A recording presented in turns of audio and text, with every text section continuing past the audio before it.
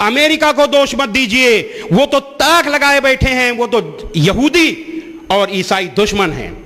दुश्मनाने इस्लाम ताक लगाए बैठा हुआ है कि आप गलती करिए और हम गलती का फायदा उठाएं। आप गलती करोगे तो दुश्मन फायदा उठाएगा। आज यहां पर यह गलती इसी हिंदुस्तान में फिर से की जा रही है। कुछ लोगों का मोदी का विरोध किया जाता है और दूसरी तरफ ऐसे काम किए जाते हैं कि मोदी बुलंदियों पर पहुंच जाए। ये कौन कर रहा है? कौन इस्लाम को बदनाम कर रहा है? कौन कौम को बदनाम कर रहा है? ये हमारे मुसलमान भाइयों को समझना चाहिए। हम और आगे बढ़ेंगे, बताएंगे। सबसे पहले तो देखिए हजरत मोहम्मद सल्लल्लाहु अलैहि वसल्लम थे क्या? क्या था आचरण?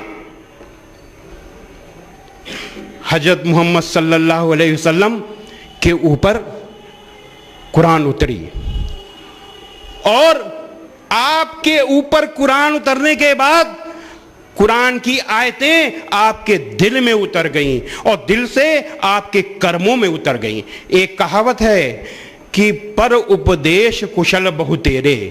लोग दूसरों को उपदेश देते हैं, गुड़ न खाइए, खुद गुड़ खाते हैं। लेकिन हजरत मोहम्मद सल्लल्लाहु अलैहि वसल्लम दुनिया के ऐसे महापुरुष थे, सबसे पहले आदर्शों को अपने ऊपर ढालते थे तब बताते थे। तो कुरान मजीद की आयतों के, अल्लाह के आदेशों के अनुसार ही आपका जीवन था।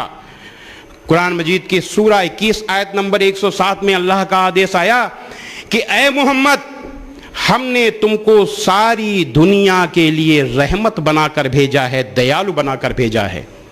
एक बार एक आपके अनुयायी ने कहा, ए अल्लाह के रसूल, अपने विरोधियों पर लानत भेजिए और उनके लिए बद्दुआ कीजिए। हजरत मोहम्मद सल्लल्लाहु अलैहि वसल्लम ने कहा, मुझे अल्लाह ने बद्दुआ देने के लिए, लानत भेजने के लिए नहीं भेजा, हमें रहमत के लिए भेजा है, दया के लिए भेजा है। बद्र की लड़ाई में 73 कैदी लाए गए और मस्जिद नबवी के खंबे में बांध दिए गए, बंधन कस के बांध दिए गए। एक आपके अनुयायी देर रात में उठे, उन्होंने देखा कि हजरत मोहम्मद सल्लल्लाहु अलैहि वसल्लम मस्जिद नबवी में बड़ी बेचैनी से टहल रहे हैं। उन्होंने कहा कि ए अल्लाह के रसूल, आपने आराम नहीं फरमाया? आपने कहा कि मुझे इन कैदियों की तकलीफ देखी नहीं जा रही, ये नहीं सो पा रहे तो मैं कैसे सो सकता हूं।